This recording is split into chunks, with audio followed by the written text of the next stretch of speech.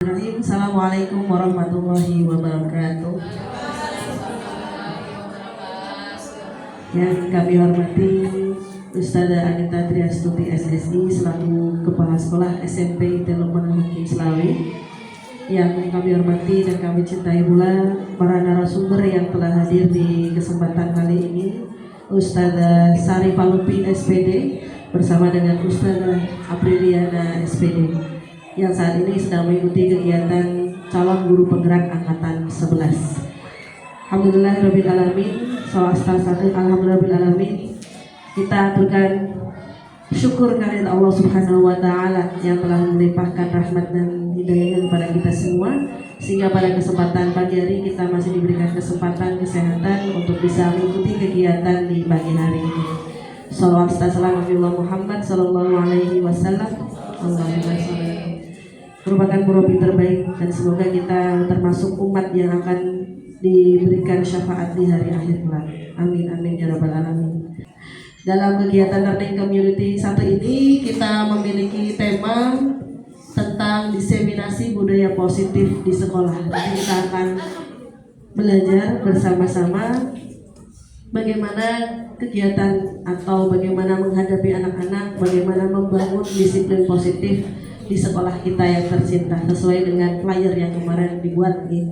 Soalnya sampai dengan pukul 8.50 nanti kita akan main-main bersama dengan ice breaking dan juga materi-materi yang tentunya luar biasa. Dan LC ini tidak hanya satu kali ini, tadi ya kita akan mengadakan berulang dengan series ustadz-ustadzah yang memiliki materi yang ingin di-share, juga boleh nanti di-share di Learning Community. Dan kali ini yang pertama bersama dengan beliau berdua, Ustazah Ahmad dan Ustazah Sari. Kesempatan pagi hari ini kita akan buka dengan bacaan tasbih bersama-sama. Bismillahirrahmanirrahim. Agenda berikutnya yaitu tilawah yang akan disampaikan oleh Ustadz Salam. kepada Ustaz Salam. ونفخ في الصور فجمعناهم جمعا وعرضنا جهنم يومئذ للكافرين عرضا الذين كانت أعينهم في غطاء فمن كان يرجو لقاء ربه فليعمل عملا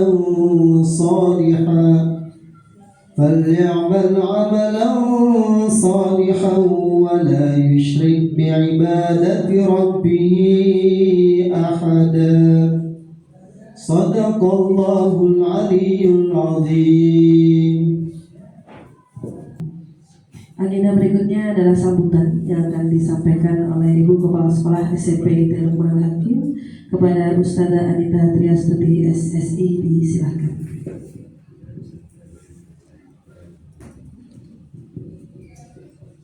Bismillahirrahmanirrahim.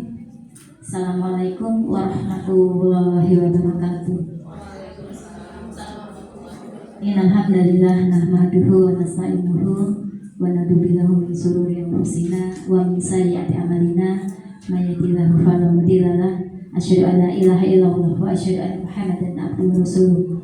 Syukur kita panjatkan atas rahmat Allah Subhanahu wa taala, atas segala limpahan rahmat iman, rahmat Islam, rahmat sehat, rahmat keberkahan, rahmat ukhuwah, rahmat silaturahim. Alhamdulillah di kesempatan pagi hari ini dengan semangat untuk terus bergerak menggerakkan, Allah kumpulkan kita dalam kondisi sehat walafiat, semoga tanpa kekurangan suatu apapun. Salam salawat semoga tercurah kepada teladan kita Nabi Agung Muhammad sallallahu alaihi wasallam, keluarga, sahabat serta seluruh pengikutnya. Semoga bersama-sama kita beritiba kepada Rasul, meningkatkan ketakwaan kita kepada Allah dengan mengikuti sunnah-sunnah yang Rasul tuturkan. Yang saya banggakan, yang saya cintai, kedua narasumber kita ada Ustazah Apriliana SPD dan Ustazah Sari Palupi SPD. Berbahagia Ustazah, sehat walafiat. Beliau berdua adalah CGP, calon guru penggerak angkatan 11, yang sudah melaksanakan pembelajaran program guru penggerak ya sudah beberapa bulan berjalan, dan saatnya hari ini akan mencoba untuk mendiseminasikan kegiatan yang sudah beliau pelajari. Perlu kita sampaikan juga ucapan terima kasih kepada seluruh pihak yang membantu untuk kegiatan hari ini. Nanti semoga bisa berjalan lancar tanpa halangan suatu apapun. Juga pada seluruh Dewan Asatidz-Asatidzah yang hadir di kesempatan ini, di ruangan ini, untuk bersama-sama nanti kita belajar bersama terkait materi yang akan disampaikan narasumber di pagi hari ini. Pada kesempatan hari ini bertepatan juga dengan program sekolah yang sudah kita rancang waktu kegiatan rapat kerja SMP IT Lukmanul Hakim tahun pelajaran 2024-2025. Salah satunya kita coba mengusung sebuah program di mana bisa menjadikan wadah ya, untuk guru-guru mampu mengembangkan kompetensi yang dimiliki, untuk kemudian teman-teman yang lain mendapatkan informasi keilmuan ya, dari materi-materi yang dimiliki oleh narasumber. Harapannya wadah ini nanti akan mampu berjalan ya, dengan tercapai tujuan yang sudah kita lakukan waktu kegiatan raker. Jadi waktu raker kita merancang sebuah program yang kemudian kita beri nama Learning Community, dan ini program secara berkelanjutan. Program pertemuan pertama seri 1 ini akan diisi oleh calon guru penggerak angkatan 11. Nanti semoga bisa lancar sampai program berjalan selesai, setiap pembelajaran diikuti dengan baik, dan kemudian bisa diimbaskan ke teman-teman, minimal di teman-teman di sekolah dalam kegiatan diseminasi budaya positif di sekolah pendidikan guru penggerak angkatan 11 Kabupaten Tegal ya. Demikian yang bisa saya sampaikan, mohon maaf. Saya akhiri. Assalamualaikum warahmatullahi wabarakatuh. Jazakallahu khairan katsiran kepada Ustazah Anita yang telah menyampaikan sambutan dan membuka kegiatan pada kesempatan pagi hari ini. Baik, selanjutnya kegiatan kita lanjutkan yaitu ada ice breaking ya. Nanti setelah ini akan saya serahkan seluruhnya kepada kedua pembicara. Sudah siap ya Ustazah ya? Oke. Mikrofonnya saya serahkan ke Ustazah Abdul dan Ustazah Sari. Monggo silakan.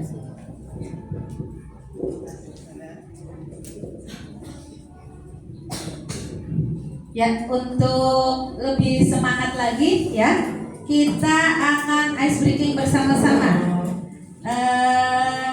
Ustazah hanya tinggal mengikuti yang sudah diperlihatkan di layar. Ya, kita akan melakukan senam otak. Silakan Ustazah untuk berdiri.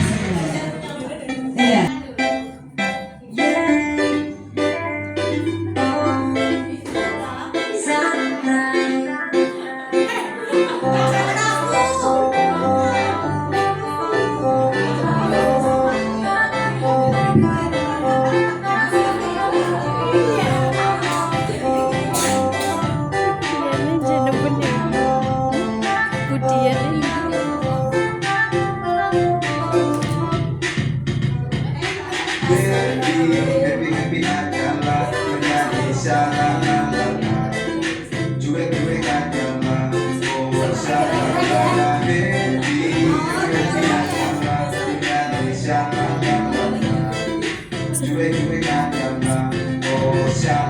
Santai, ku tetap santai, mati hidup, tanganku lambai-lambai. Bukan ku lebay, tapi lebih asik santai di pantai santai. Ku tetap santai, mati hidup, tanganku lambai-lambai. Bukan ku lebay, tapi lebih asik santai di pantai.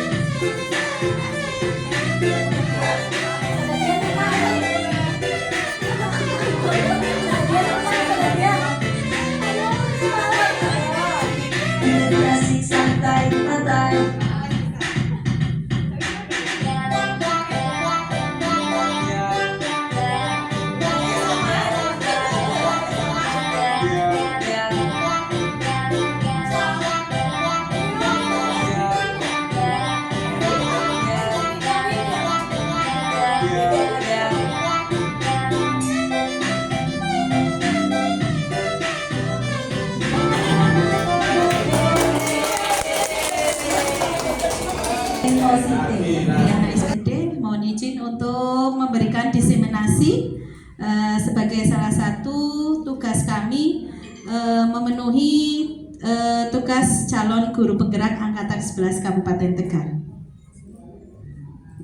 Yang akan kami paparkan pada kurang lebih 90 menit nanti ke depan yaitu perubahan paradigma belajar, kemudian disiplin positif, kemudian nilai-nilai kebajikan, kemudian kebutuhan dasar manusia, setelah itu motivasi perilaku manusia, yang selanjutnya posisi kontrol guru, kemudian keyakinan kelas, dan terakhir segitiga restitusi.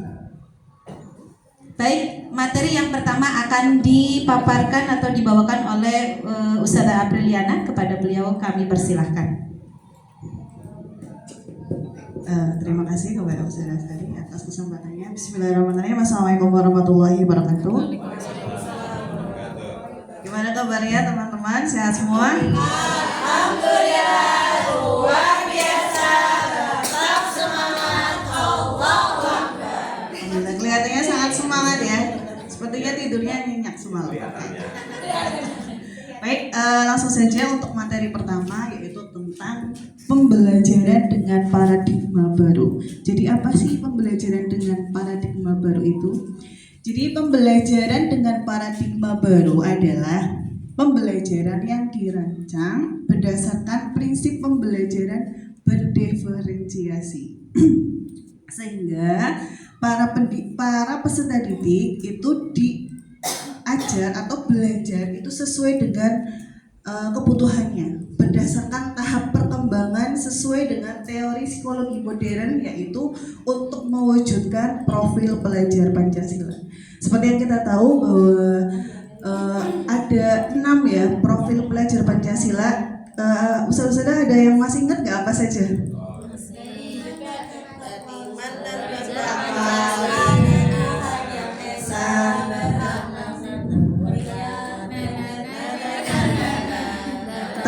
Yang mandiri, kreatif, penyala kritis. Kreatif dan penyala kritis. Oh iya, berarti salah lagu ya. Oh lagi. Pancasila, beriman dan bertakwa pada Tuhan yang esa dan berakhlak mulia, berkebinekaan global, gotong royong mandiri, kreatif dan bernalar kritis. Alhamdulillah, profil pelajar Pancasila ini sudah kita mulai dari 2 tahun yang lalu ya, di mana kita sudah mulai kurikulum merdeka, kemudian dikuatkan melalui program-program P5 yang sudah berjalan 2 tahun ini. Nah, materi yang selanjutnya yaitu tentang miskonsepsi tentang teori kontrol. Jadi ada beberapa miskonsepsi tentang teori kontrol kita sebagai pendidik kepada peserta didik. Yang pertama adalah ilusi guru mengontrol murid. Ya. Terus yang kedua, ilusi bahwa semua penguatan positif efektif dan bermanfaat. Yang ketiga, ilusi bahwa kritik dan membuat rasa bersalah mampu menguatkan karakter. Jadi kita tuh kadang sering gara-gara kamu nih ya, gara-gara sikap kamu sudah jadi kenal. Itu salah satu contoh membuat rasa bersalah. Dan yang terakhir adalah ilusi bahwa orang dewasa berhak memaksa, seperti itu. Jadi 4 ilusi ini sangat menampar saya ya. Jadi oh ternyata nggak seperti itu teori mengontrol peserta didik.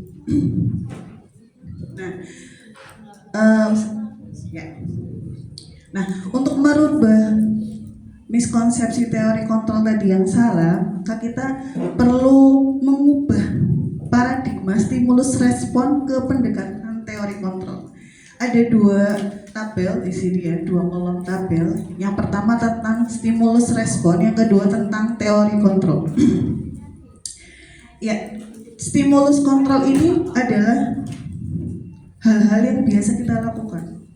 Dan teori kontrol itu hal-hal yang seharusnya kita lakukan. Baik, yang pertama, realitas kebutuhan kita sama ya. Kita kebutuhannya beda-beda ya, Bapak Ibu, Ustaz-ustazah. Nah, yang harus kita kontrol adalah realitasnya kebutuhannya berbeda. Baik saya, Ustazah Sari, dari segi mapel juga berbeda ya Ustazah. Nah, terus itu juga dengan ustazah-ustazah yang lain, baik amanah dan lain sebagainya. Kebutuhan kita beda. Yang kedua, semua orang melihat hal yang sama. Padahal setiap orang itu punya gambaran yang berbeda. Baik dari sudut pandang, kemudian ide, kemudian kreativitas. Kita semua punya hal-hal berbeda. Yang ketiga, kita mencoba mengubah orang agar berpandangan sama dengan kita. Ya, memaksa ya. Ini nggak boleh. Seharusnya tuh kita berusaha memahami pandangan orang lain tentang dunia. Pengertian, menghormati, kemudian menghargai setiap pendapat pandangan orang lain ya. Tanpa merasa bahwa pendapat kita yang paling benar seperti itu. Kemudian perilaku buruk dilihat dari suatu kesalahan. Ya, terus yang teori kontrol yang harus kita lakukan adalah semua perilaku memiliki tujuan atau motif ya. Setiap yang kita lakukan pasti punya motif yang terkadang anak-anak itu tidak bisa menyampaikan secara vulgar. Kenapa seperti ini? Kenapa melakukan hal seperti itu dan lain sebagainya. Terus orang lain bisa mengontrol saya. Kita dikontrol oleh orang lain, harus seperti ini. Padahal kitalah yang bisa mengontrol diri kita.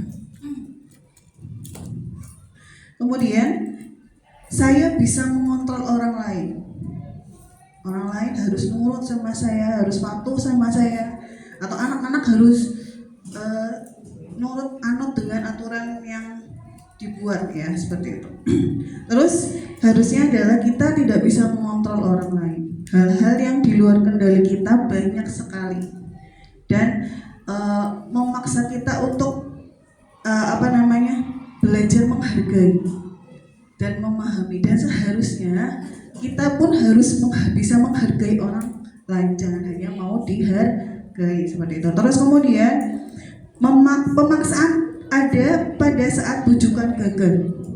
Kita kadang membujuk anak-anak ya, terus anak-anak nggak mau nih, nggak harus mau seperti itu. Padahal seharusnya ada kolaborasi dan konsensus menciptakan pilihan-pilihan baru. Oke, kalau misalnya kamu nggak mau ini, kamu maunya apa? Dikasih pilihan seperti itu. Terakhir adalah model berpikir menang kalah. Seharusnya model berpikirnya menang dan menang. Semuanya baik, gak ada yang salah, gak ada yang kalah seperti itu.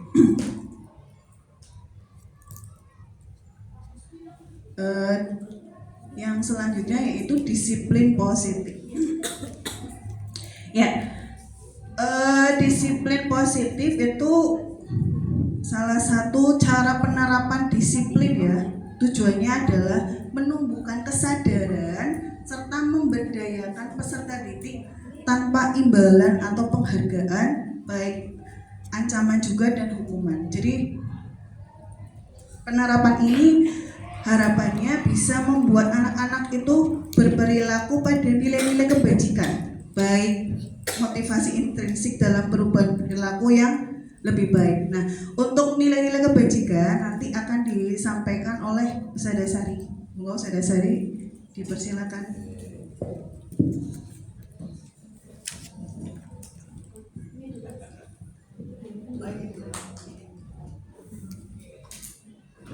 Baik, terima kasih. Menyambung masih ada korelasinya karena apa yang kita sampaikan ini dari awal sampai akhir itu ada keterkaitan. Yang selanjutnya adalah nilai-nilai kebajikan.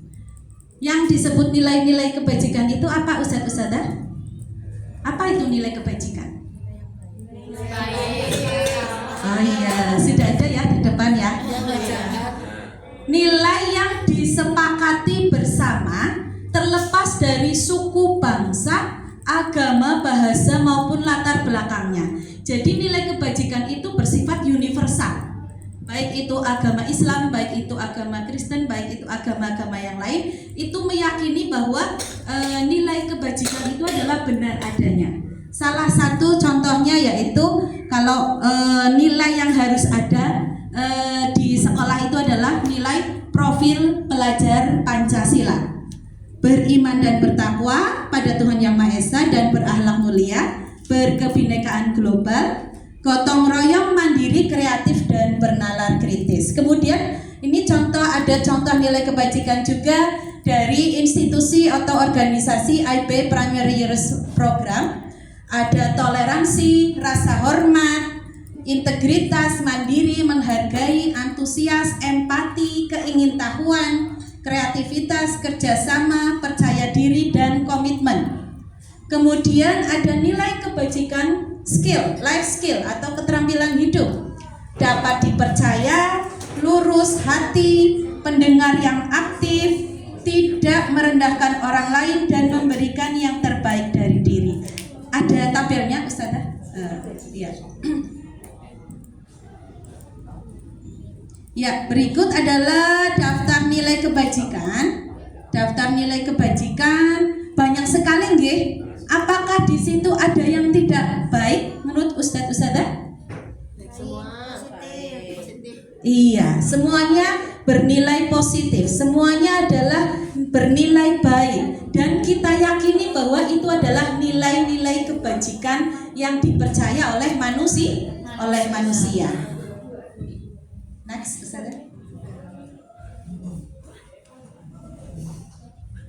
Oke, itu tadi nilai kebajikan. Kita simpan dulu nilai kebajikan.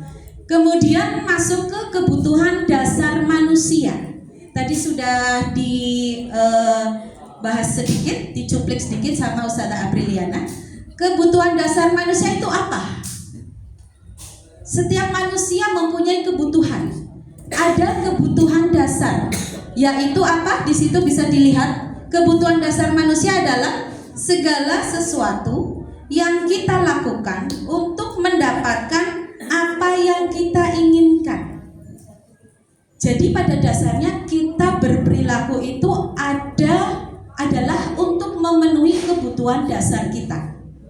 Seluruh tindakan yang kita lakukan itu memiliki tujuan tertentu, dan semua usaha terbaik yang kita lakukan adalah dalam rangka agar kebutuhan dasar kita terpenuhi dengan baik. Apa saja kebutuhan dasar manusia itu?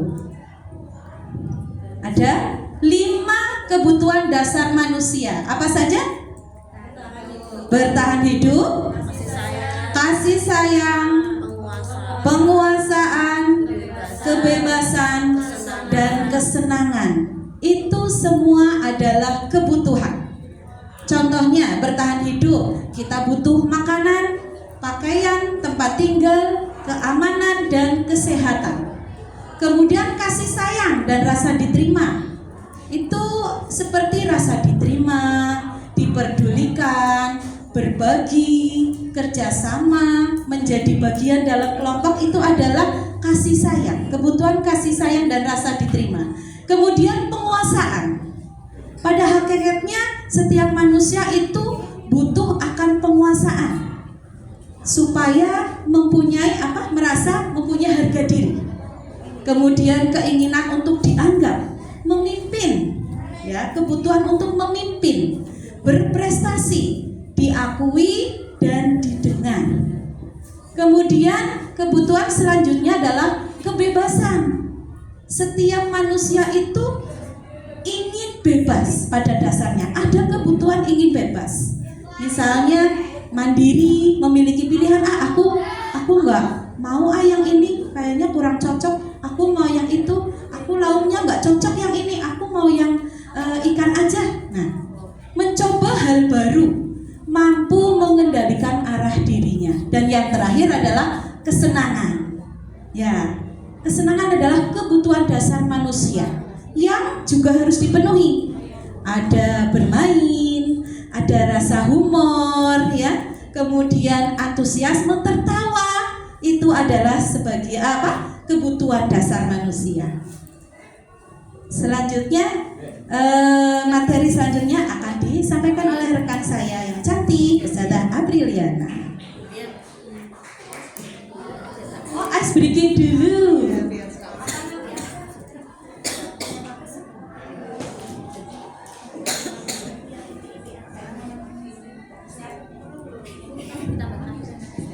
Ustazah, biar nggak bosan ya, kita ice breaking dulu.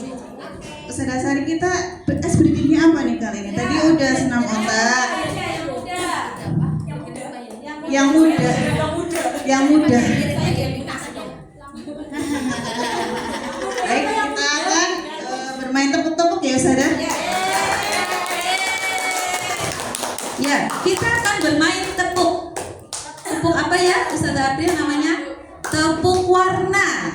Warna seperti lalu lintas, warnanya apa ya? Lalu lintas merah, kuning, hijau. Kita tambah satu lagi warnanya ya Ustazah. Warna apa? Biru. Kalau tepuk hijau apa ya? Ya, berdiri. Kalau tepuk kuning? Nah. Tepuk merah? Diam di posisinya. Gitu. Oke, kita coba. Tepuk hijau. Nggak usah tepuk. Tepuk merah. Tepuk kuning. Tepuk hijau. Tepuk biru. Iya, begitu. Kita coba ya. Ya, kita coba. Frekuensinya agak cepat. Tepuk kuning. Tepuk hijau.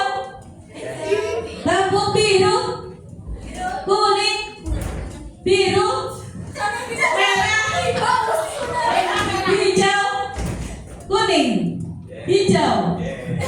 Merah. Merah. Merah. Biru. Oke, terima kasih. Fokus semua ini ya, kecuali yang belakang itu. Ya, tepuk tangan buat semuanya. Terima kasih.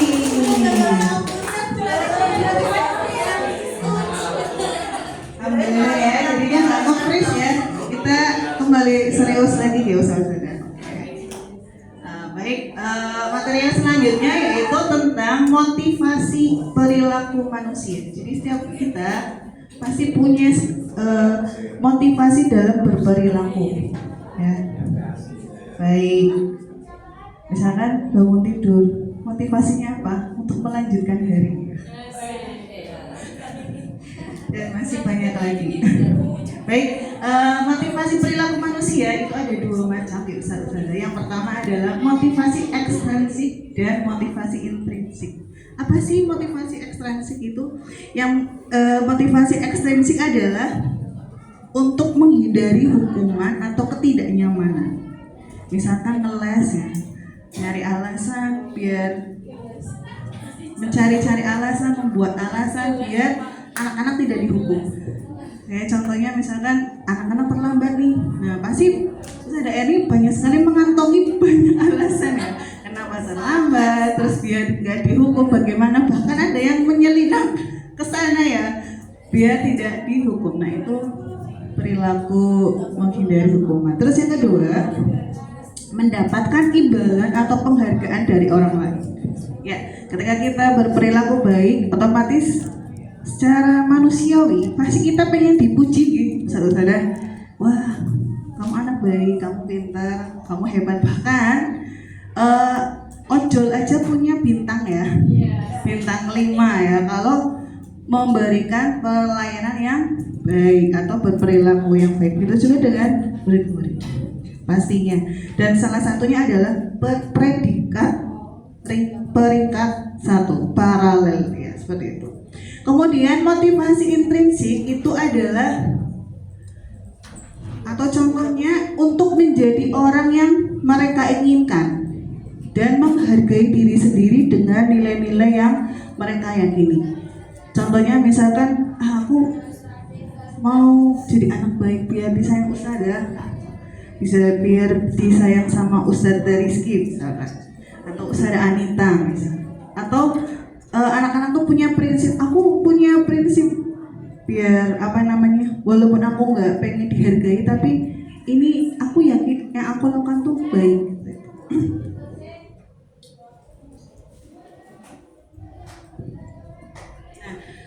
Selanjutnya ada hukuman, konsekuensi, dan restitusi.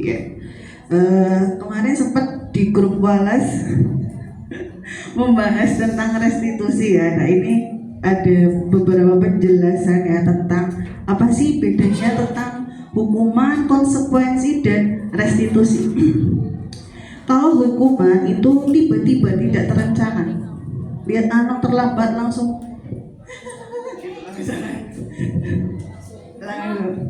iya udah kamu langsung bersihin WC misalkan, atau murid tidak tahu apa-apa yang akan terjadi atau tidak dilibatkan, terus bersifat satu arah ya langsung des gitu, udah kamu belajar di lapangan aja. Terus hukumannya berupa fisik atau psikis ya. Kalau fisik mungkin lebih udah lari-lari keliling lapangan. Kalau psikis itu mungkin ke apa ya? Iya. Kamu nggak pintar, kamu payah gitu misalkan. Nah, itu contoh hukuman. Sedangkan konsekuensi itu ada rencana atau sesuai kesepakatan. Misalkan seperti kemarin saat ada acara keyakinan kelas itu di kelas 8C membuat kesepakatan. Jadi kalau misalkan datang terlambat itu konsekuensinya apa? Atau nggak ngerjain PR, nggak piket, nggak setoran tahfidz misalkan, konsekuensinya apa? Itu disepakati. Bukan langsung dari guru tahfidznya atau dari saya misalkan, ya, tapi ada kesepakatan. Terus murid tetap dibuat tidak nyaman. Jadi walaupun ada kesepakatan, dia kapok ya, ada perasaan mau lagi lah misalkan. Terus yang terakhir adalah guru terus memantau murid. Seperti yang kemarin Ustadz Rizky bilang bahwa oke, mungkin nggak apa-apa nggak dipoin, tapi tetap dipantau, tetap ada restitusinya bagaimana. Jadi ada, maksudnya kemarin saat berkomentar seperti itu, ya. Itu ranahnya Ustadzah Ikoh ya sebagai kesiswaan. Terus restitusi, nah ini adalah proses menciptakan kondisi bagi murid untuk memperbaiki kesalahan. Nah nanti ada Ustadzah Sari itu ada video tentang proses restitusi ya, luar biasa. Nanti kita lihat seperti apa proses restitusinya. Terus yang kedua adalah proses kolaborasi yang membuat siswa itu mencari solusi sendiri.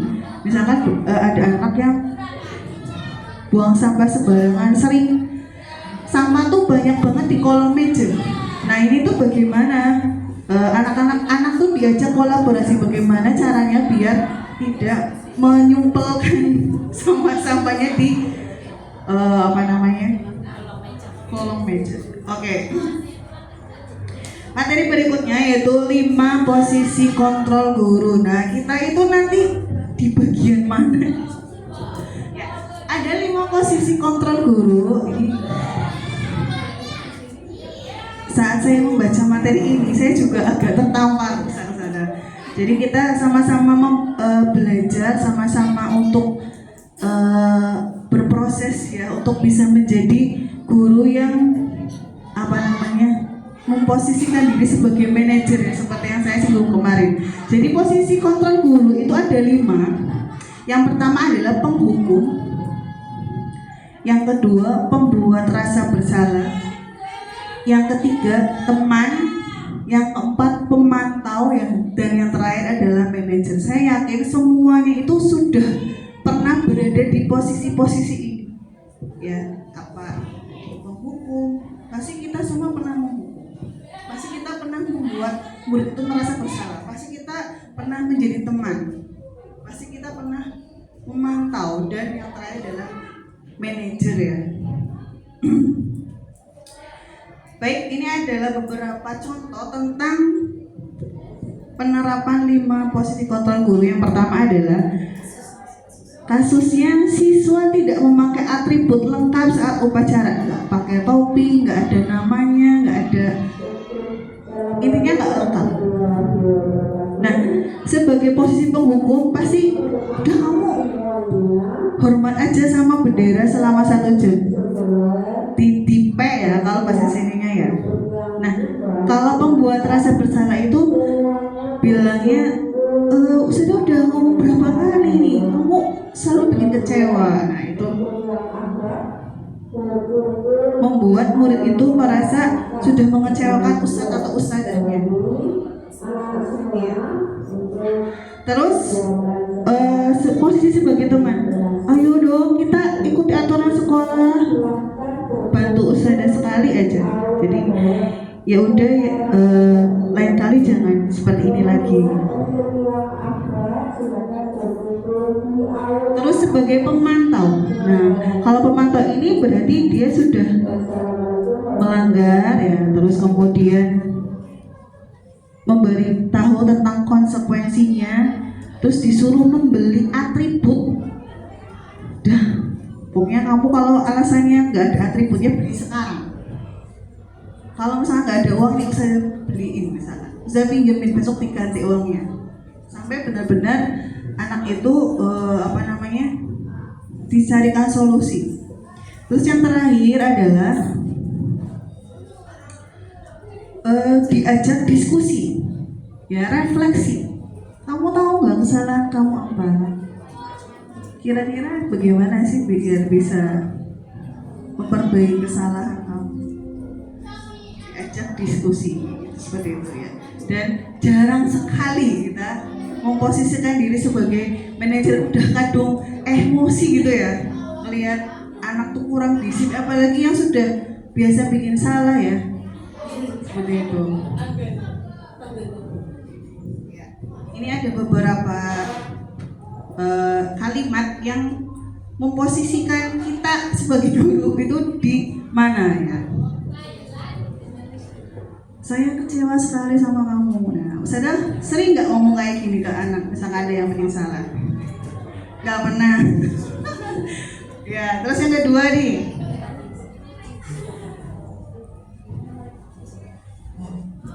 Oh ya, menurut Ustazah, kalau kalimatnya seperti ini berarti posisi Ustazah sebagai apa? Oh iya, betul sekali, membuat rasa bersalah. Ya, Ustazah kecewa sama kamu. Jadi anak tuh merasa, ya Allah, iya, aku udah kecewa Ustazah. Nah, yang kedua, ketika ada kalimat seperti ini, Ustazah ngomong seperti ini ke murid ya, ke peserta didik, kira-kira ini posisi yang apa? Kamu tidak pernah melakukannya dengan benar.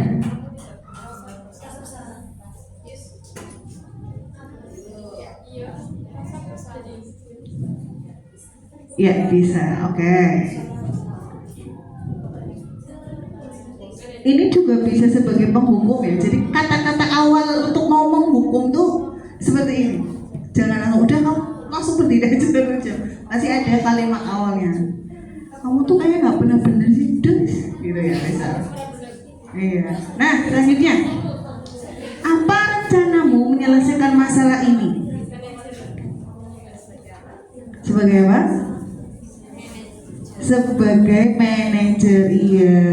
Menanyakan, diskusi. Kira-kira kamu mau menyelesaikannya bagaimana ini? Kamu udah buat salah. Nah, kalau ini, ayolah lakukan demi usaha. Oh iya, betul banget teman. Ustazah Kiki, Insya Allah menyerap dengan baik. Terus yang terakhir apa ada lagi? Kamu tidak akan mendapatkan nilai jika kamu tidak mengerjakan tugas.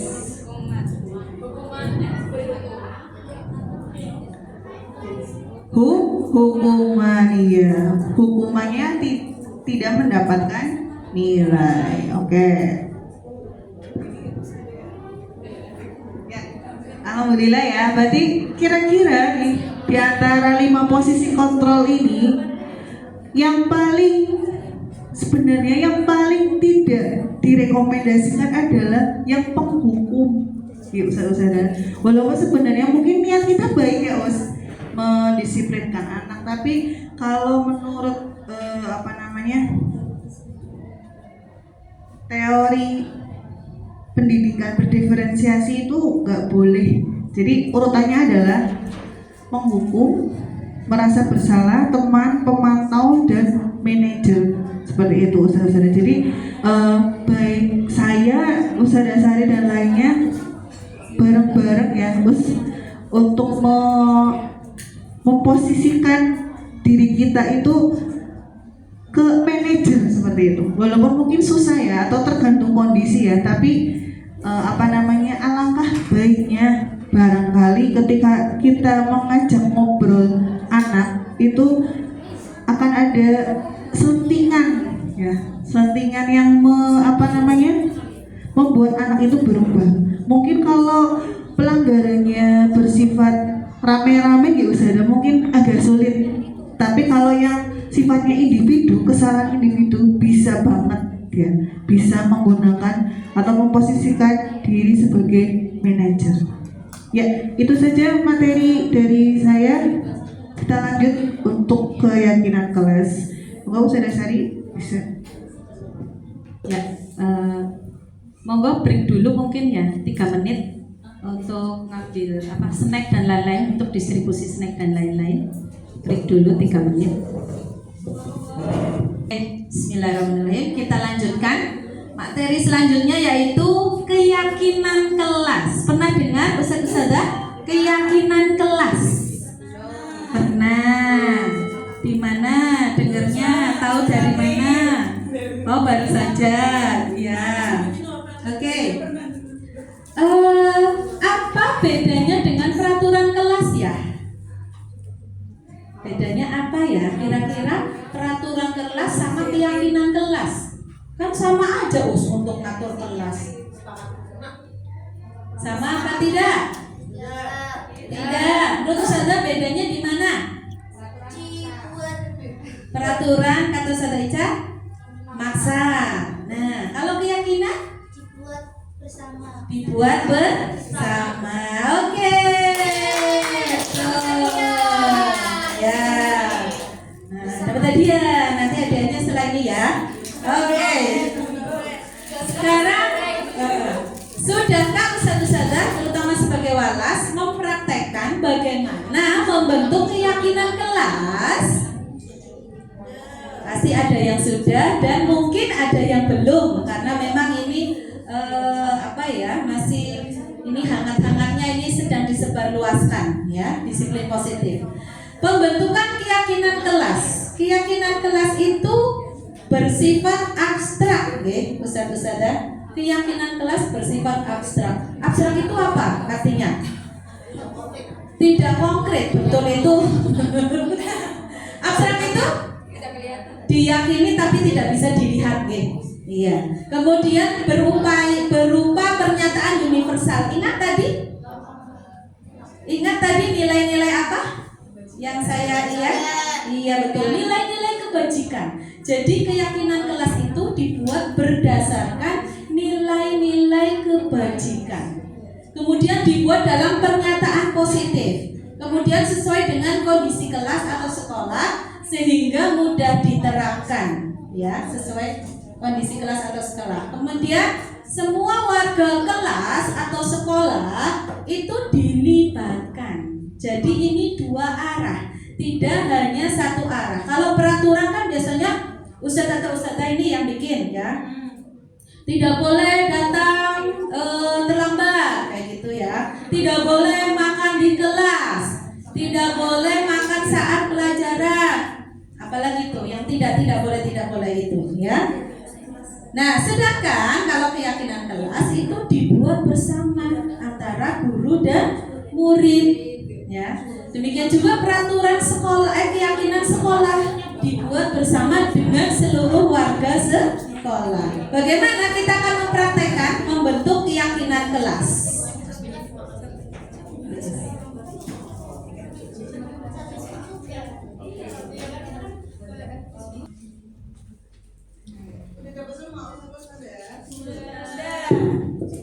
Oke, mari merenung sebagai seorang murid. Kalian ingin dilihat atau dikenali sebagai sosok yang bagaimana? Sebagai seorang murid.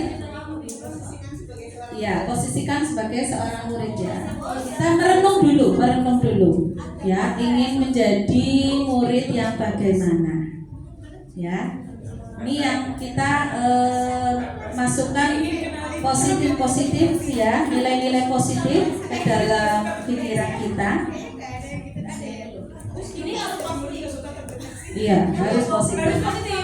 Tidak boleh ada kata tidak dan jangan ya. Tidak boleh ada kata jangan. Ingin menjadi ya.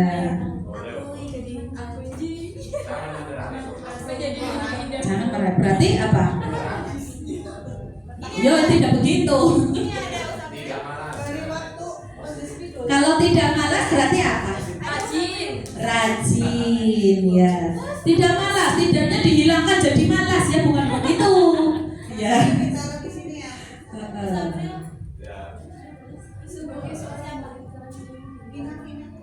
Ingat ini daftar nilai kebajikan ya.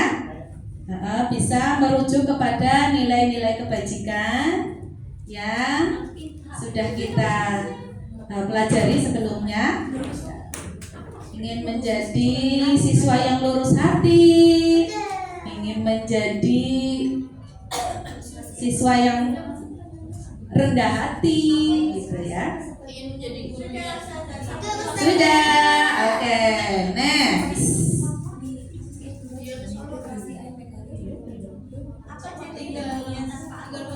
Apa jadinya dunia tanpa aturan? Iya, kacau. Ngacung baik, ngacung baik. Raise your hand, ya.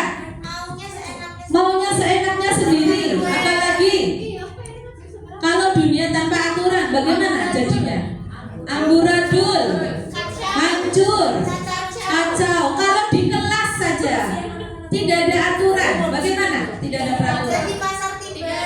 Ya, pasar jadi pasar aja masih ada aturan ya.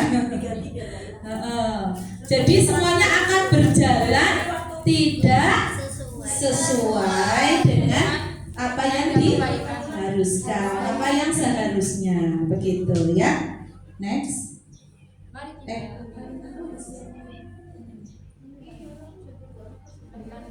Ya. Silakan ketik peraturan sekolah atau kelas yang perlu disepakati. Silakan. Ya, apa saja pokoknya.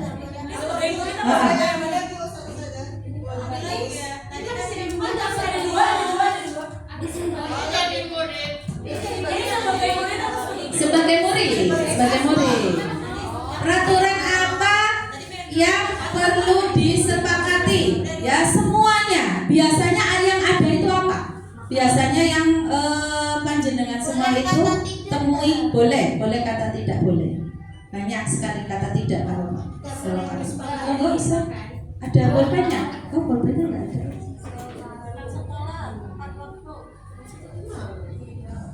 Bayar kas. Iya benar. Kamu jadi murid berapa Pak Bos? Bayar kas. Iya kan emang aku Benar dia. Dia bayar kelas. Iya. Dia kan jadi murid mau bayar kas untuk membeli gadon. Berarti peraturan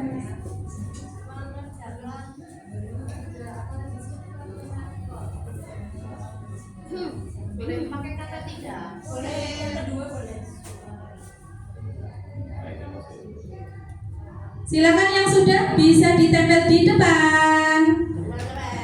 Peraturan sebelah kiri ya, sebelah kiri ya. Apa? Respect ya.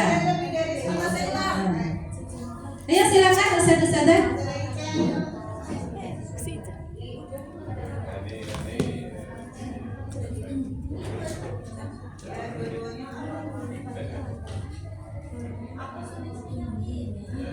Gak apa-apa ya.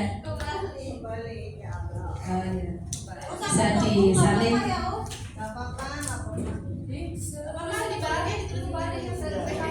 Oh, nulisnya dibalik.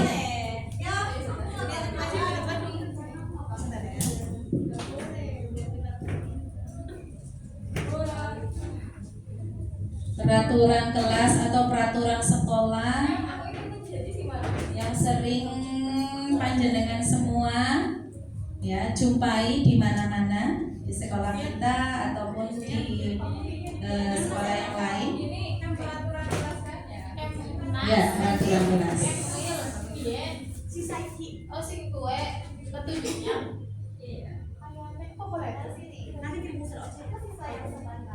Iya.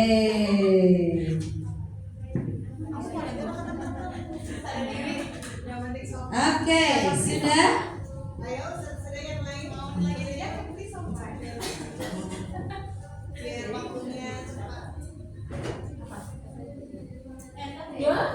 Ya, sebelah kiri, Gus. Oke.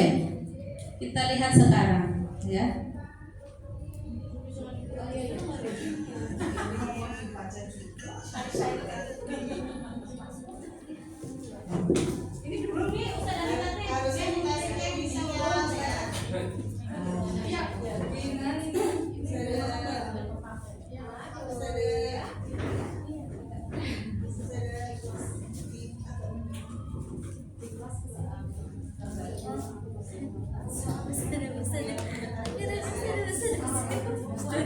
Oke, kita lihat di sini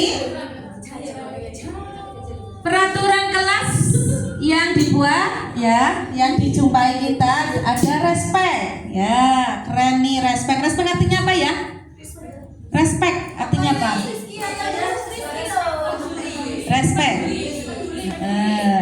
Peduli. Siswa sopan banget ya, rajin, nurut, pinter, sosok ingin menjadi sosok yang lemah lembut, baik hati, hemat uang saku, ingin dikenali sebagai seorang yang sesuai dengan harapan guru.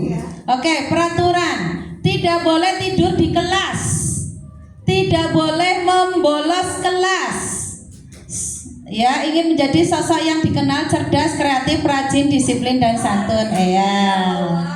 Oke, kita baca peraturan kelas. Dilarang makan di kelas. Tidak boleh mencoret-coret meja, tembok, dan lain-lain. Tidak boleh main bola di dalam kelas. Sandal atau sepatu tidak boleh naik ke atas lantai. Tidak boleh lewat dari jendela. Peraturannya datang sekolah tepat waktu, mengerjakan piket sesuai hari, mengerjakan tugas sekolah ya. Oke. Selalu menjaga kebersihan dan kerapian kelas. Bersama-sama menjaga ketenangan kelas. Tidak main bola di kelas, tidak berbicara kasar, mengerjakan tugas, masuk kelas tepat waktu, budayakan izin, tidak mencontek saat ujian ya. Sosok yang baik dan melakukan tugas tepat waktu, tidak terlambat masuk kelas ketika pelajaran. Nah,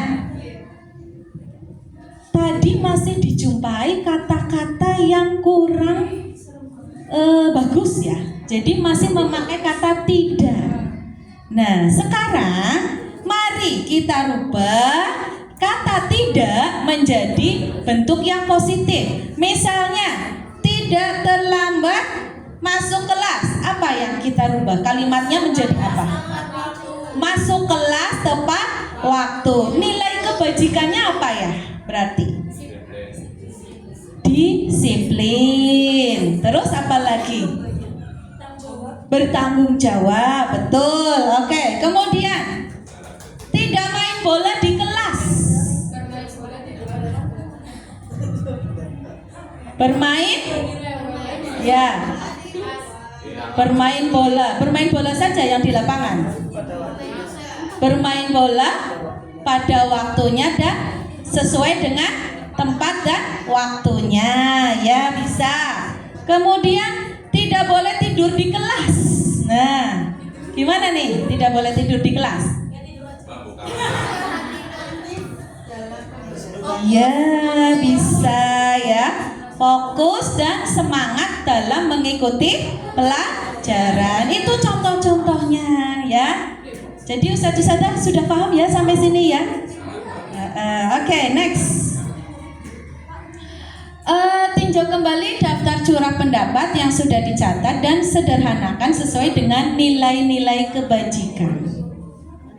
Next. Ya, jadi kita tadi diingat-ingat ya, tadi sudah nulis apa, kemudian dirubah menjadi apa. Nah, mari kita sepakati keyakinan kelas kita. Silakan ditulis lagi, Us. Iya, silakan bisa ditulis lagi. Iya, menggunakan kalimat positif. 5 menit. Kalau udah positif berarti udah. Iya. Sudah positif. Tambahin lagi yang lain.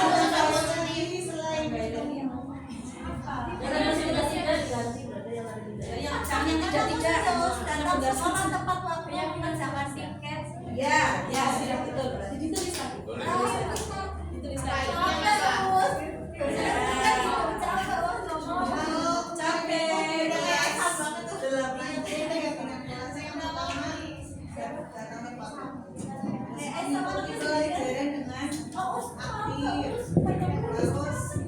Ya, silakan segera kalau sudah ditempel di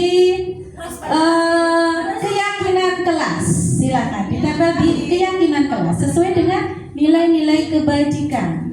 Membuka mata ketika pelajaran. Membuka mata, menutup pintu hati gimana?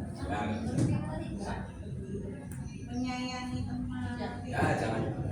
Jangan dibocorin. Laki-laki menyayangi apa tidak. Itu di kelas suka. Iya tuh, menyayangi teman. Silakan. 2 menit lagi. Ditulis di depan.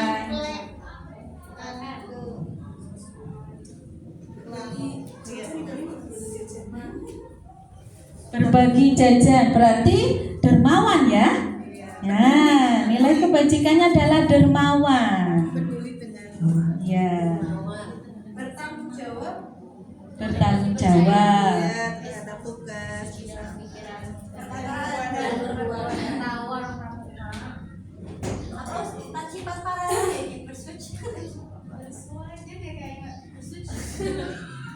Biasa ini ya, bacanya nih.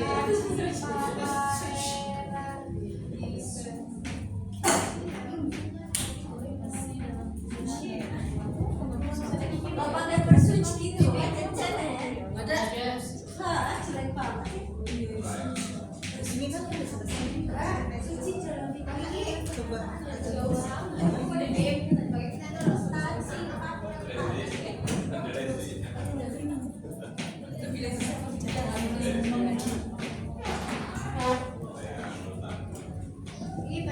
Ya. Baik, keyakinan kelas yang kita sepakati. Ada respect ya, saling menghormati dan menyayangi. Kemudian ada ya, silakan. Mengerjakan ujian dengan mandiri dan jujur.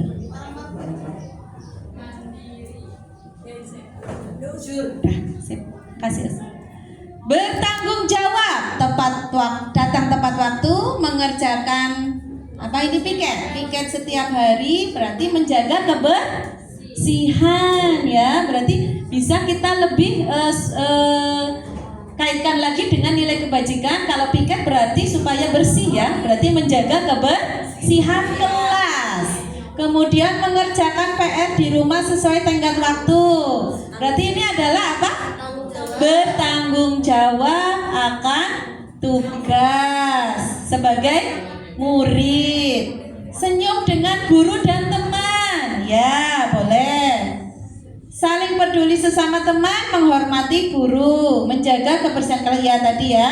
Menghormati orang yang sedang berbicara, betul. Saling menyayangi antar teman. Peduli dan empati pada teman, menciptakan lingkungan belajar yang aman, menghargai proses belajar, betul. Makanlah saat jam istirahat, bangun perdamaian dengan teman kelas. Iya, betul. Tepuk tangan semuanya. Yeay, kreatif sekali. Enak ya kalau muridnya pinter-pinter. Yeay. Iya, pinter semua. Oke, next, yaitu kita masuk ke segitiga restitusi. Apa itu segitiga restitusi? Ini masih ada kaitannya dengan apa tadi? 5 posisi kontrol. 5 posisi kontrol seorang guru. Apa saja? Misalnya tadi 1, penghukum, membuat rasa bersalah, teman, pemantau, yang terakhir manajer. Betul.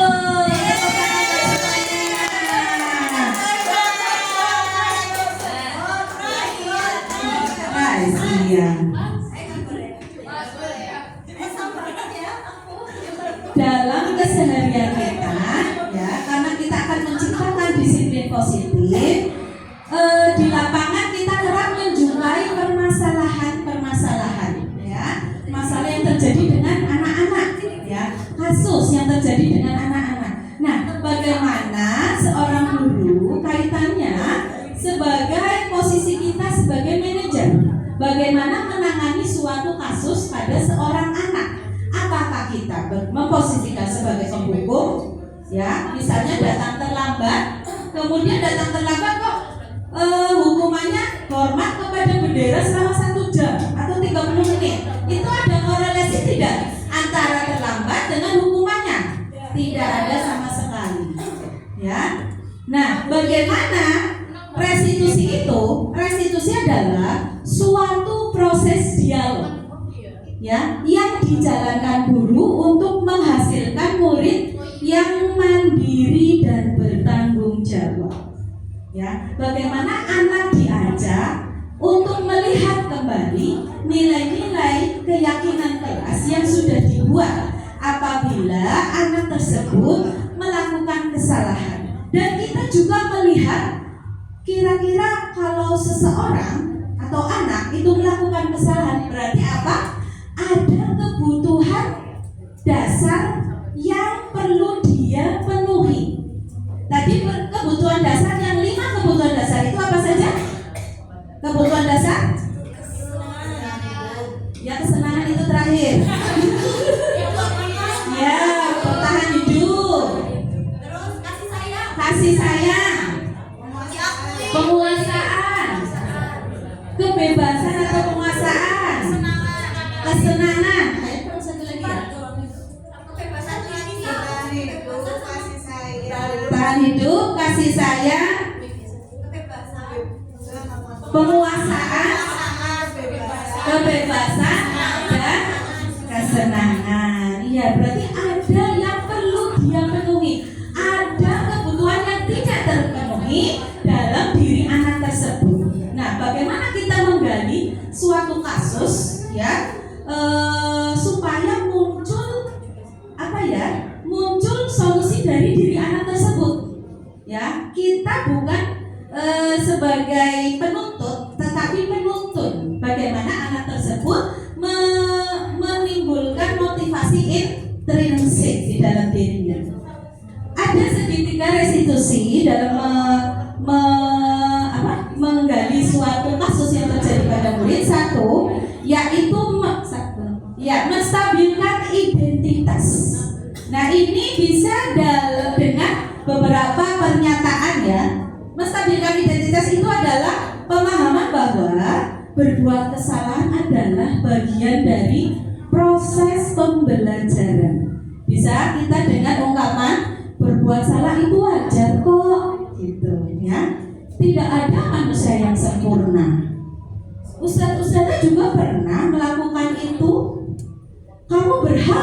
merasa begitu. Ustadz-ustadzah tidak mau mencari siapa yang salah. Ustadz-ustadzah hanya akan mencari solusi dari permasalahan ini. Nah, ini adalah tahap menstabilkan identitas. Kita ajak anak itu adalah bukan sebagai seorang yang melakukan kesalahan, tetapi dia supaya stabil dulu. Emosinya juga stabil dulu. Next. Validasi tindakan yang salah. Ini berdasarkan prinsip bahwa setiap perilaku adalah untuk berusaha memenuhi kebutuhannya akan sesuatu, ya. Bisa dengan pernyataan, kamu pasti punya alasan melakukan itu, padahal kamu dapat melakukan hal yang lebih buruk dari ini, ya. Kamu patut bangga karena melindungi sesuatu yang penting buat kamu. Kamu melakukannya karena mempertahankan sesuatu yang penting buat kamu, kan? Seperti itu. Next. Next, Ustazah. Dan yang terakhir, menanyakan keyakinan kelas. Berdasarkan prinsip teori kontrol bahwasanya nilai-nilai apa yang telah disepakati bersama, gambaran kelas ideal yang bagaimana yang kamu impikan. Kamu ingin menjadi orang yang seperti apa? Seperti itu. Nah, ini ada simulasi, ya. Ini bagian terakhir. Simulasi. Saya dan Ustazah April sudah melakukan simulasi dengan ini disclaimer, ini hanya simulasi saja, ya. Jadi tidak nyata. Ini hanya simulasi berperan.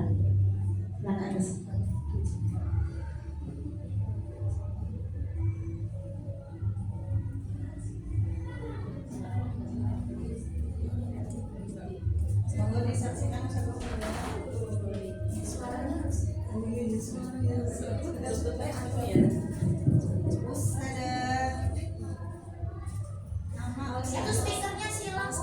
Oh iya. Ini forumnya stikernya silang.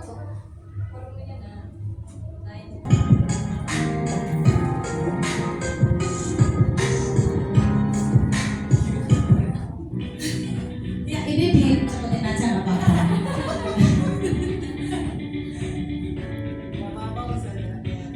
Ya, akan.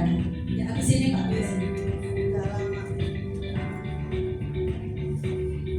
Ya, bisa disaksikan bersama, didengarkan. Mohon maaf suaranya kurang kedengaran nanti di situ.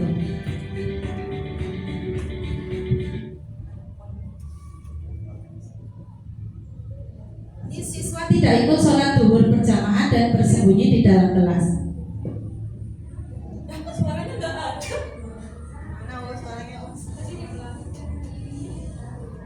Ini bisa nggak?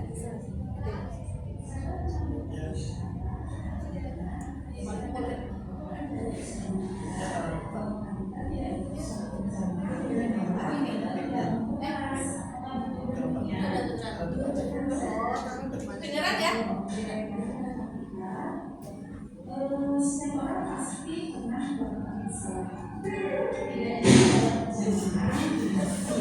Ustazah ini nutup pintu. Nanti orang Ustazah ini.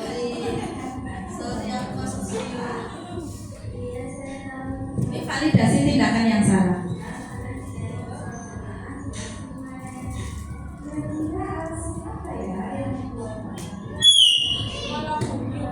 Itu saya lagi.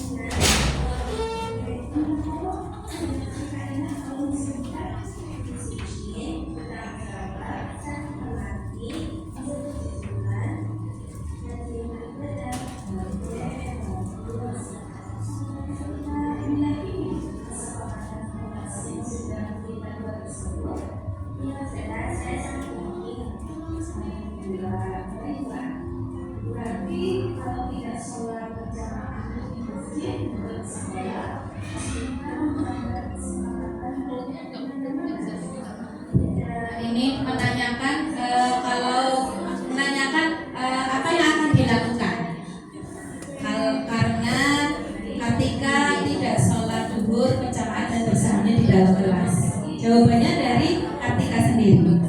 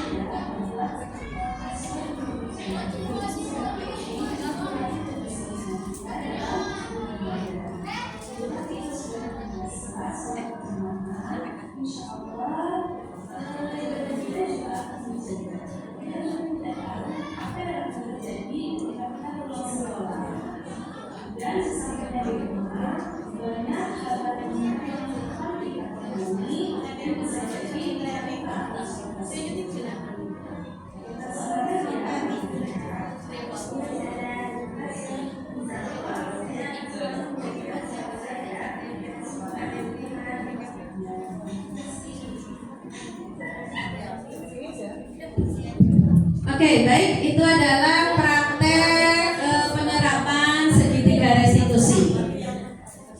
Dengan berakhirnya slide tentang praktek penerapan segitiga restitusi, maka berakhir pula paparan dari kami.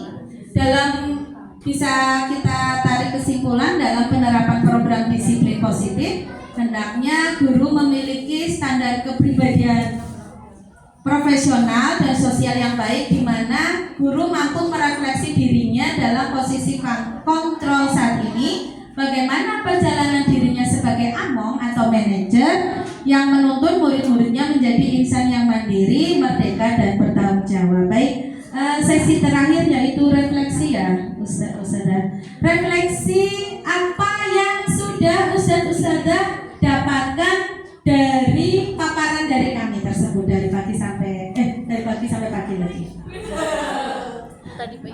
Silakan salah satu apa salah dua untuk memaparkan refleksi, monggo. Iya. Iya. Ya, silakan. Ya, Ustazah Kiki.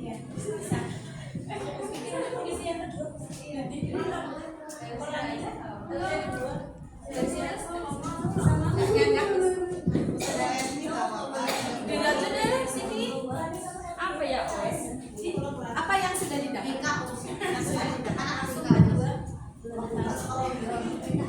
Bismillah, tidak banyak yang bisa saya sampaikan. Mungkin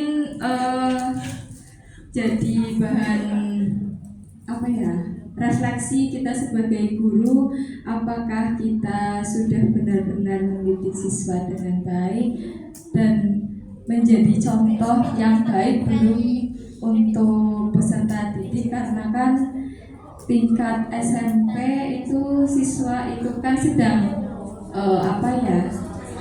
mencari jati diri dengan mencontoh guru yang ada di sekolah. Nah, ini juga menjadi catatan penting saya, apakah saya sudah benar selama ini, dan terkait tadi ada disiplin, tanggung jawab, dan lain sebagainya, disiplin waktu, disiplin macam-macam, itu sudah betul atau belum gitu sih, sama-sama untuk memperbaiki diri. Seperti itu. Bagus sekali refleksi. Terima kasih. Satu lagi, monggo. Satu lagi. Terima kasih Ustazah Kiki. Monggo, satu lagi. Ya, Ustazah Kiki menunjuk salah satu. Silakan. Ustazah Edi. Semangat ya menangani kasus dengan restitusi.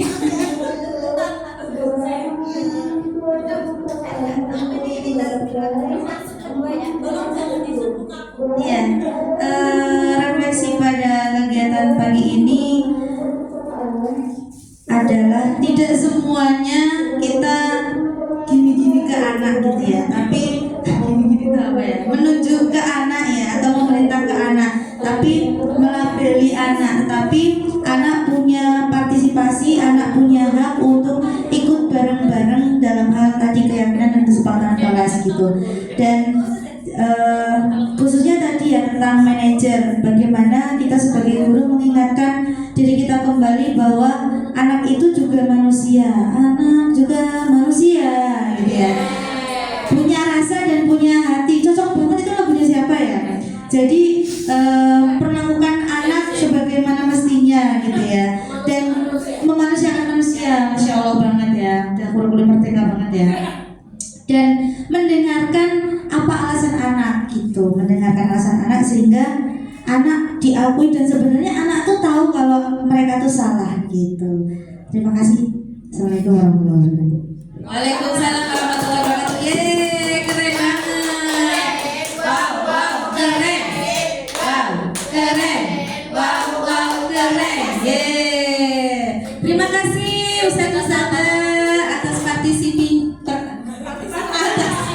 terima kasih atas partisipasinya dan antusiasme yang luar biasa.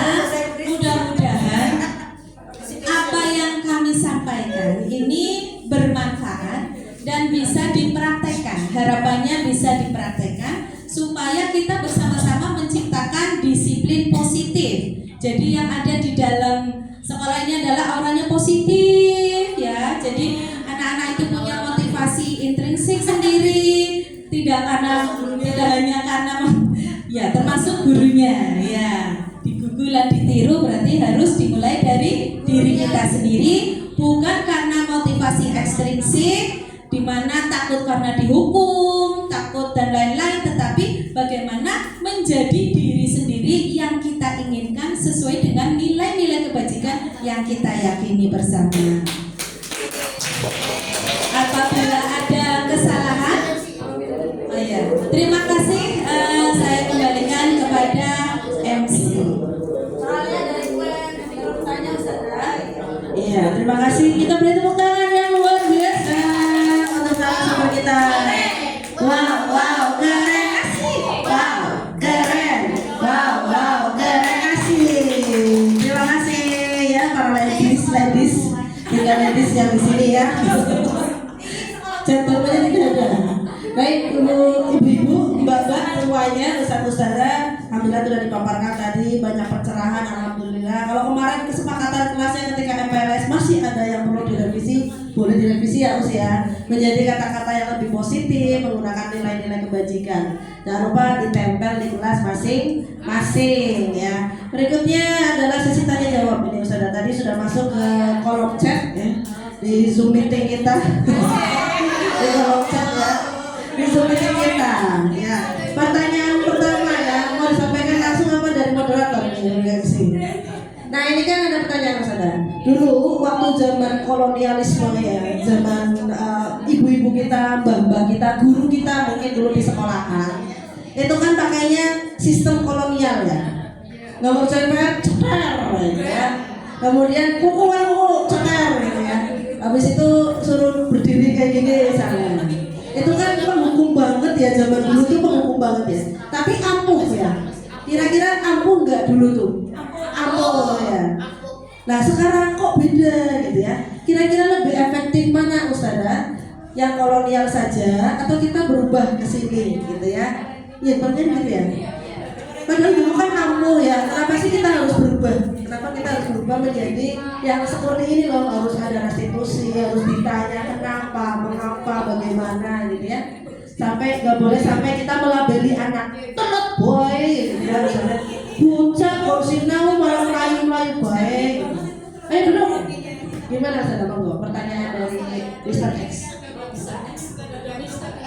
Terima kasih untuk Mr. X ya atas pertanyaannya tentang sistem pembelajaran kolonial bahwa zaman generasi boomer ya itu generasi X, generasi milenial itu banyak sekali orang tua yang sangat keras ya dengan anak-anaknya, tapi kok berhasil ya. Jadi saat saya mulai ikut kegiatan CGP ini, materi awal yang saya terima adalah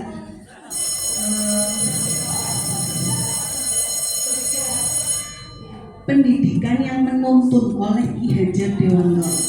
Jadi pendidikan yang menuntun menurut versi beliau adalah kita sebagai pendidik itu harus berpihak pada siswa sesuai dengan perkembangan zaman dan teknologi seperti itu saudara. Mungkin pada saat kolonial zamannya memang seperti itu, keras. Sedangkan zaman kita itu zaman dimana semuanya itu mudah. Ya, kalau saat saya sekolah itu sering banget jalan kaki dari Salipos ke SMP 1. Gak apa-apa, kuat, gak ngeluh. Tapi kalau sekarang itu orang tua kayaknya gak pernah tega melepaskan anak dari Salipos mungkin ke SMP 1. Mungkin saya pun akan sama. Ketika Faiz dari rumah jalan kaki menuju SMP IT, yang melas banget gitu loh. Nah, jadi satu sadar, pendidikan itu menuntun, bukan menuntut ya, harus seperti ini. Jadi kalau misalkan anak-anak kita saya sendiri masih banyak belajar dan Faiz itu sebagai media belajar saya untuk bagaimana sih cara mendidik yang benar seperti itu. Jadi memang kita ketika dalam mendidik anak itu harus sesuai dengan perkembangan zaman, sesuai dengan kodrat zaman seperti itu. Jadi jangan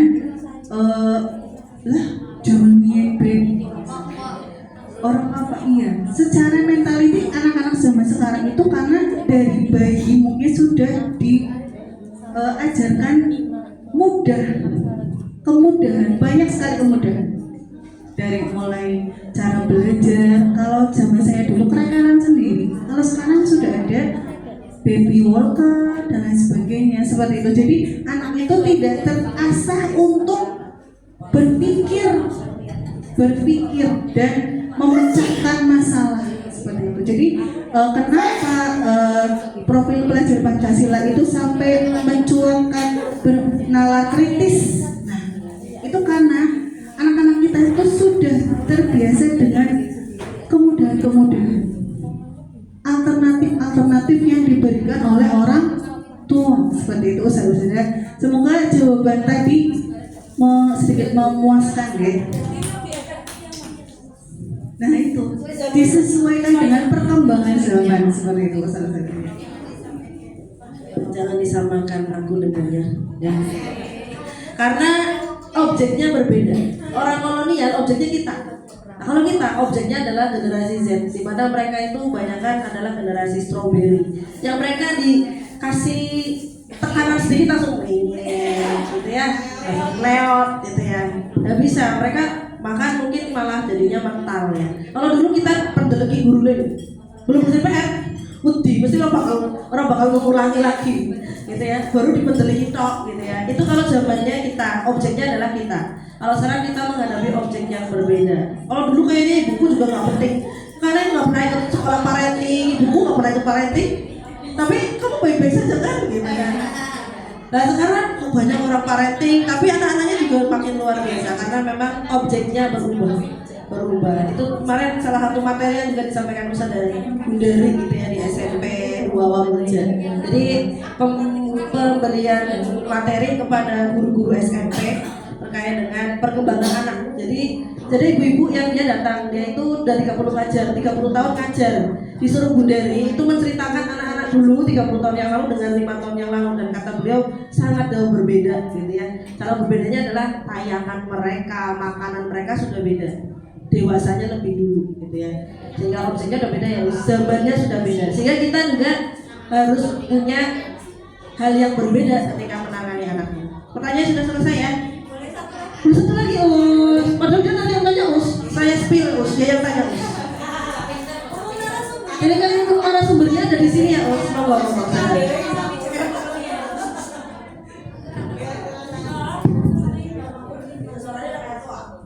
Assalamualaikum warahmatullahi wabarakatuh.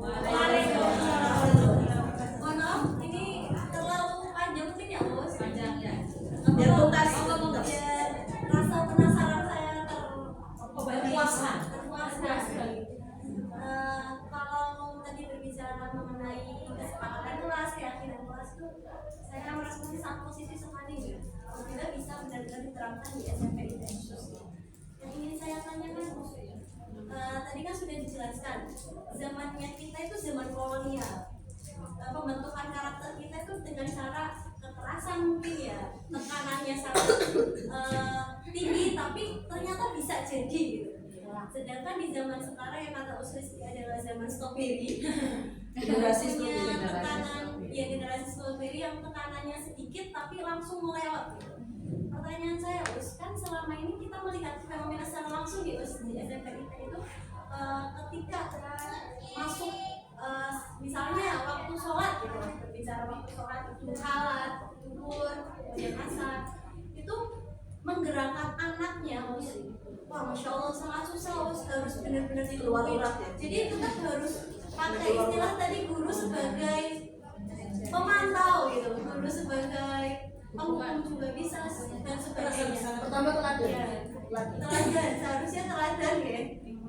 Nah, pertanyaan saya, Us, kalau tadi kan yang dicontohkan di video itu ketika yang melanggar adalah satu orang, ketika ya tadi di video itu, kalau misalkan yang melanggar itu sebuah komunitas atau banyak orang, kira-kira penanganannya seperti apa, Us? Kalau kita mau berbicara secara komunitas itu, nah karena dari komunitas itu, Us, jadi racunnya kemana-mana, jadi banyak gitu, Us. Yang aslinya sebetulnya cuma 3 atau 4 orang, jadi menular kemana-mana. Itu yang saya rasakan ketika mengamati di sholat duha, sholat duhur, sholat asar, usahanya sudah besar, tapi anak-anak kita itu masih duduk-duduk dengan tenang gitu, bahkan kesadaran bahwa sholat tepat waktu itu nanti gitu. Bahkan makmumnya kebanyakan adalah makmum masjid seperti itu. Kira-kira bagaimana menurut pandangan dari tiga restu? Yes. Dan saudara Nik, ya, terima kasih. Nanti saya coba menjawab dulu, nanti saudara Nik menambahkan ya. Baik, pertanyaan yang bagus sekali dari saudara Nik. Fenomena di mana anak kita itu belum bisa istilahnya disiplin ya, disiplin, bertanggung jawab, apalagi berarti nilai-nilai kebajikan yang dilanggar oleh anak apa aja nih? Disiplin, kebajikan, tanggung jawab, komitmen, mandiri. Ya, banyak sekali nilai-nilai ketika anak terlambat masuk untuk sholat duhur berjamaah itu banyak sekali yang dilanggar. Tetapi biasanya karena kita sudah waktunya sedelet ya, ya. Angger pan diajak ngobrol bla kayaknya kok lama sekali gitu. Maka kita memposisikan diri sebagai penghukum di situ, ya kan? Memposisikan diri sebagai penghukum. Tetapi ketika Ustaz, kita memposisikan diri sebagai penghukum, itu hal motivasi yang dipakai oleh anak itu adalah motivasi ekstrinsik. Jadi anak kalaupun patuh itu karena takut. Dan motivasi ekstrinsik itu hanya bersifat sementara, ya, itu hanya bersifat sementara. Paling nanti akan bertahan seminggu, 2 minggu, tetapi dia akan kembali lagi. Karena apa? Karena belum ada kesadaran di dalam diri anak tersebut. Hanya ikut-ikutan, misalnya, aku wedi karo Sediano nyekel pentungan, misalnya kayak gitu. Itu kan bukan motivasi yang berdasarkan nilai-nilai kebajikan, berdasarkan nilai-nilai keyakinan kelas atau sekolah. Itu hanya karena takut akan hukuman. Dan itu percayalah menurut teori memang itu hanya bersifat sementara. Lain halnya, pasti kita punya anak-anak walaupun sedikit, dia bertanggung jawab, dia masuk tepat waktu, dia terpelihara walaupun anak-anak yang lain teman-temannya itu tidak bisa tepat waktu, tidak komitmen, tidak tanggung jawab, akan tetapi dia selalu komitmen dengan dirinya sendiri. Itu pasti kita ada ya, Us, kita temui ya, Us. Nah, coba kita gali, kenapa anak yang tersebut yang komitmen, mandiri, tanggung jawab itu melakukan seperti itu? Pasti karena dia mempunyai tujuan, dia mempunyai prinsip, motivasi dari dalam dirinya sendiri. Beda dengan anak-anak yang tadi yang harus kita tetap yang namanya segitiga restitusi memang harus diterapkan, tidak bisa klasikal ya. Tetapi kita panggil dedengotnya dulu ya, misalnya troublemakernya ya. Memang Ustadz sadar namanya restitusi itu pada salah satu titik itu tidak bisa diterapkan. Pada salah satu kasus itu tidak bisa diterapkan apabila sudah keterlaluan. Misalnya mencuri yang kemudian berulang-ulang, sudah sampai merampok, sudah sampai membunuh, itu tingkatnya itu sudah lebih tinggi lagi itu. Tetapi kalau misalnya terlambat masuk kelas, terlambat sholat duhur, terlambat sholat berjamaah, itu masih kita bisa perbaiki ya. Tentunya dengan contoh dari kita dulu ya, contoh dari kita dulu. Misalnya kita nggak mau anak-anak itu ketika mau sholat itu ngobrol ya, kita nggak mau nih mereka ngobrol, tetapi kitanya ngobrol misalnya walaupun sama temennya, walaupun kita lagi ngobrolin tentang anak-anak ini gimana sih kayak gitu, mereka nggak tahu, mereka lihatnya loh sudah ngobrol ya. Itu generasi yang kita hadapi sekarang ini ya. Memang generasi, betul kata Ustadzah Rizky, memanusiakan manusia. Kita memang guru sekarang harus memanusiakan manusia. Anak datang dari berbagai macam keluarga, dari berbagai macam lingkungan, membawa minat, bakat, potensi sendiri-sendiri. Kita tidak bisa samakan. Maka apabila anak tersebut melakukan kesalahan, pasti ada tujuannya, pasti ada sebabnya, seperti itu. Menurut saya seperti itu, Ustazah. Terima kasih. Ustazah April mau menambahkan?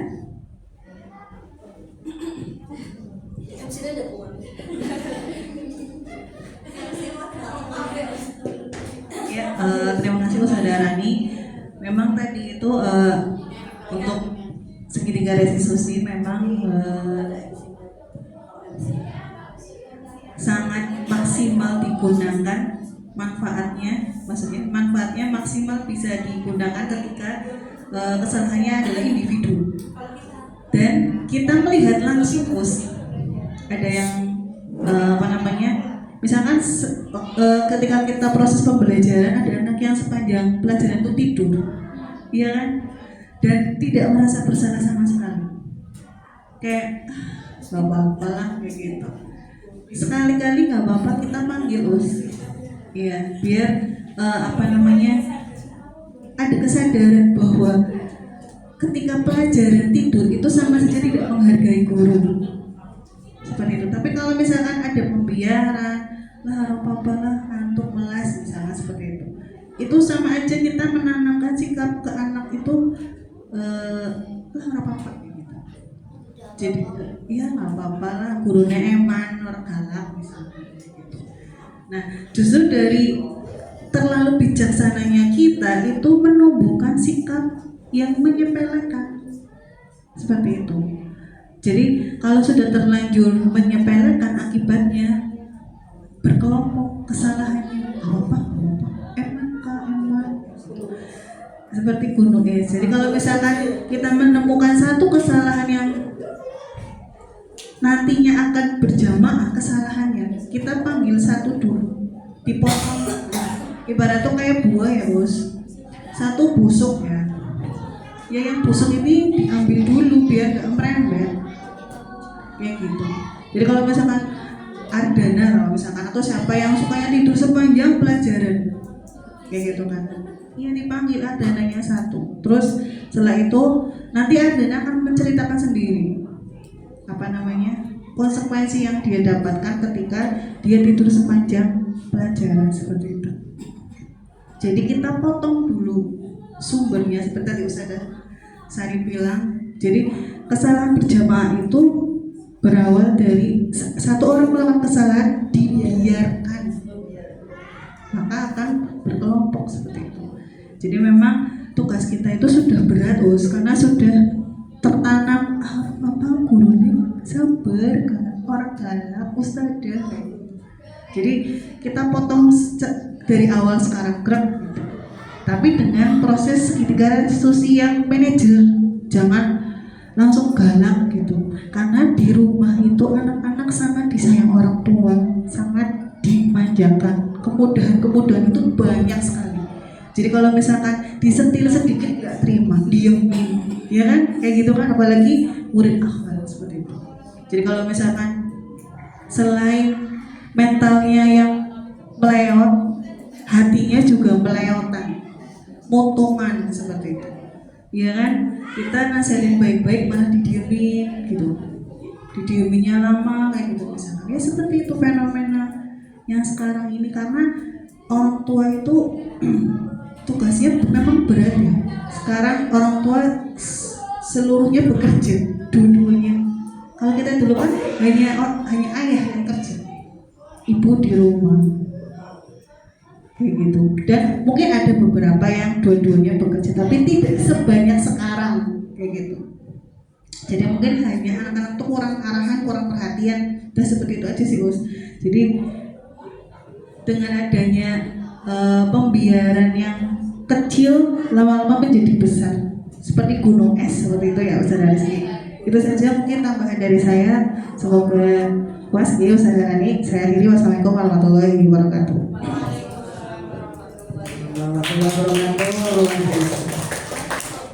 Daging sebenarnya ya, kalau sini semua datang semua sih alhamdulillah ya bisa mendengar pencerahan, karena apa yang tadi disampaikan memang benar-benar untuk menghadapi anak-anak sekarang.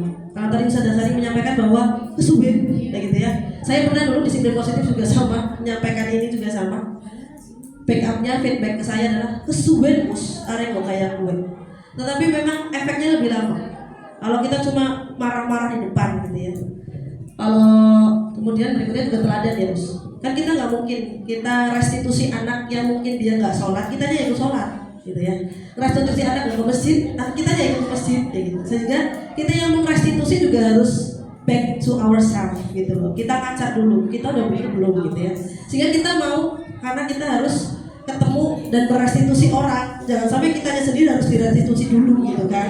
Kitanya sendiri jangan-jangan perlu direstitusi ya sebelum ke anaknya. So jadi kita kembali cermin ya, bercermin pada diri sendiri. Ngomong restitusi, bagus. Oke.